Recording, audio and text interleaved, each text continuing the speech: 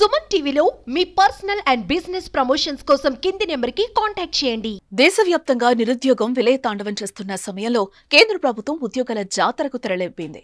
ఈ సందర్భంగా నిరుద్యోగులకు గుడ్ న్యూస్ చెప్పింది. 10వ తరగతి అర్హతతో 30,000కు పైగా ఉద్యోగాలకు నోటిఫికేషన్ను విడుదల చేసింది. కేంద్ర సాయుధ బలగాల్లోని వివిధ విభాగాల్లో మొత్తం 39,481 కానిస్టేబుల్ పోస్టుల భర్తీకి స్టాఫ్ సెలక్షన్ కమిషన్ నోటిఫికేషన్ జారీ చేసింది. అర్హులైన అభ్యర్థులు ఆన్లైన్ ద్వారా దరఖాస్తు చేసుకోవచ్చని నోటిఫికేషన్లో పేర్కొన్నారు. సెప్టెంబర్ 5వ తేదీ నుంచి అక్టోబర్ 6వ తేదీ వరకు ఆన్లైన్ ద్వారా దరఖాస్తులు సమర్పించవచ్చు. అయితే దరఖాస్తు రుసుము మాత్రం అక్టోబర్ 15వ తేదీ రాత్రి 11 గంటల వరకు చెల్లించేందుకు ఎస్ఎస్సీ అవకాశం కల్పించింది. అయితే ఈ ఉద్యోగాల కోసం పరీక్ష ఆన్లైన్ ద్వారా నిర్వహించనున్నారు.